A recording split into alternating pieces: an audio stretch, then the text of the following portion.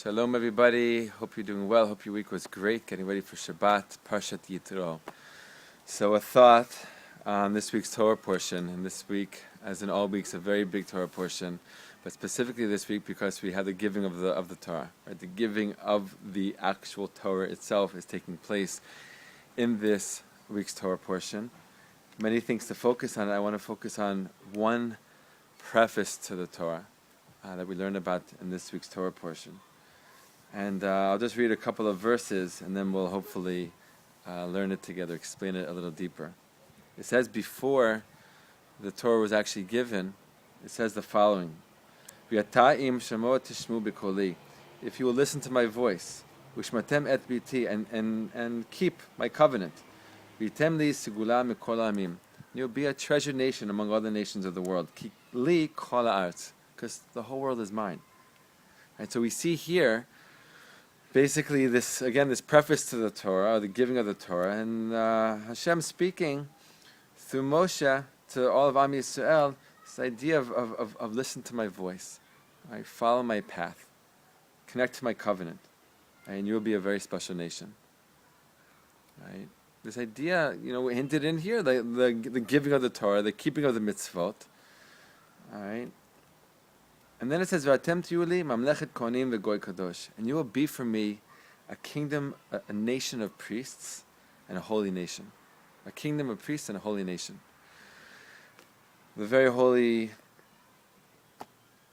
spiritual guide, master, Rav, Rebbe, Rabbi, the Ashlag, who wrote a perush, a commentary on the Holy Zohar, writes in another work of his that he asked the question.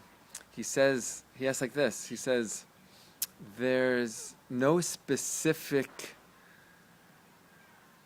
understanding in these verses of what it is that Am Yisrael is supposed to do, because later on in these verses, just a verse or two later, right, Hashem says to Moshe that these are the words that you should speak to Bnei Yisrael, and Moshe comes and he says these words to the elders of the nation, right? And then the entire nation says, whatever the word of Hashem is, we will do. And it's on some level like a complicated passage and hard to understand passage, because how can you say, I'm going to do what you're telling me without even understanding, one, what it is you're being asked to do, and two, what the reward will be. And the Ashag puts out those two questions. There's no reference here to the actual essence of what Am Yisrael is supposed to do here, and certainly not any hint to what they'll get out of it, what they'll get for doing it, what will the result be, what will come to them as a result of them keeping this path. And then he goes on and says, but you know what? When you look closer, there actually is. He says already in the words, "Vatem tiyuli mamlechet kohanim v'goy kadosh," that already has inside of it both the mission for the Jewish people and the reward that they'll get for living up to the values, the ethics, the goals of the Torah. And he explains like this. He says, when the Torah says that you will be for me a mamlechet kohanim, that you will be a nation of priests, it's meaning that this is the lofty ideal of the Torah being expressed to the Jewish people. What is that lofty ideal? He says in many more words and pages and pages and pages of beautiful teachings, he explains that the entire Torah, we might have shared this thought, this idea in a previous week. He says that the entire Torah, and he's not the only one to say this, he brings them from other sources, but the entire Torah could be summed up in one mitzvah. Right? Love your fellow as yourself. And everything that we do, every single mitzvah that we do, is really to teach us how to mikayim this mitzvah, how to fulfill this mitzvah. Everything we do, from keeping Shabbat, to putting on tefillin, to helping out other people in need, everything, all 613 mitzvot or 612 mitzvot are all there to teach us to fulfill this one mitzvah. Loving your fellow as yourself. Right? And he says when we achieve that, we become a mamlechet kohanim, we become a nation of priests.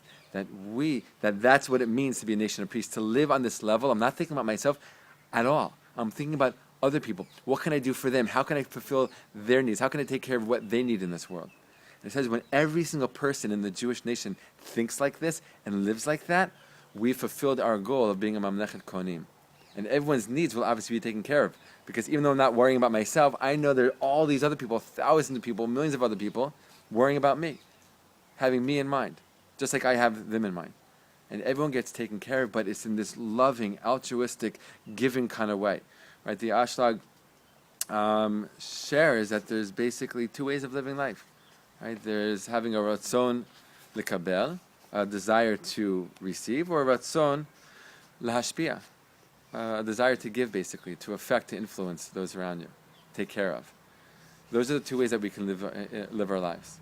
Right? And our goal, our nature, as human beings, is ratzon lekabel, to receive, taking care of myself like a little baby. It's only ratzon lekabel. Just me. And even as we grow up and quote-unquote mature, we are still very much directed and guided in our lives and influenced by this ratzon lekabel, this desire to receive. What can I get out of it? What's in it for me? Right? And he says, the Ashlag shares with us, right? Rabbi Yehuda Leib Halevi Ashlag shares with us that our biggest spiritual work in this world is to transform our desire to receive and take care of ourselves into the desire to give and to take care of others. That's basically all of our spiritual work in this world. And when we do that, and when the nation of Israel does that, we have reached the goal. We have fulfilled the mission, the vision of the Jewish people being a Mamlechet Kohanim. So that's the mission as he sees it given before the Torah is even given. What's the reward? In that same verse says, you'll be a Goy Kadosh, you will be a holy nation. Your reward is that you will be a holy nation. What does that mean? He describes that, he explains that being a holy nation is that you're davuk b'Hashem. You are tied up, you are intimately connected to Hashem, and that's the greatest reward of all. We might think, when people think of like, what am I going to get out of something, what reward is in store for me, think of something physical, a pleasure, amount of money, a house, a car, whatever it might be. But the Ashlag is saying, no, the deepest, the highest, the most real pleasure and reward there is in the world is of a spiritual kind, is a spiritual reality where your davuk b'Hashem, your consciousness, your awareness, your living, every single moment is so completely hyper-aware of the existence and the presence of the Creator. And that is what it means to be a Goy Kadosh. And that is the greatest thing any person, any nation could aspire to and receive and achieve in this world. Right? Furthermore, he adds to this, the Ashlag adds to this, that being a Mamlechet Kohanim also goes further to explain the role of Am Yisrael, of the nation of Israel, vis-a-vis the rest of the world. That what we're doing is not just for us. What we're doing in this world is not just to become a Goy Kadosh, so I could feel Hashem's presence in my life, but it's to bring this idea and this reality to the entire world. Right? And he says, like, just like the Kohanim of the nation of Israel, their special role in this world is to bless the other members, the non-Kohanim members of Am Yisrael, so too the nation of Israel, not in an arrogant kind of way, not in a we're better kind of way, but in a we want to help, we want to make this world the best world it can possibly be kind of way, right? Our job vis-a-vis the rest of the world is to be Kohanim, Mamlechet Kohanim, priests, right? To bless the entire world, to bring this idea, to bring this shefa, this bounty, this blessing, this awareness, this beauty to all of creation. To be conduits for this blessing for all of the world, right? And we see on this level, dafka in the week that the Torah is being given, that the Torah is not just for the Jewish people, it's not just for Am Yisrael, it's a universal gift. It's a gift for all of humankind, for all of creation. The Jewish people have been chosen for the special task to be the first receivers of it for various reasons, which we won't go into right now. But from there to fulfill it, to fulfill the vision, and then share that vision with the entire world, right? We see this beautifully, just a last kind of add-on thought from the Lubavitcher Rebbe, who shares that we see this in the name of this week's Torah portion, Yitro. Who's Yitro? Yitro is a non-Jew, is the father-in-law of Moshe. Right? And we learn from this week's Torah portion that he was a master of all kinds of deities and all kinds of idol worships. He knew them all. Right? He himself was a Kohen, right, for these other types of idols. And in this week's Torah portion, we learn that he came to an awareness of the oneness of God, the unity of God, the unity of one Creator. the presence of one Creator in this world.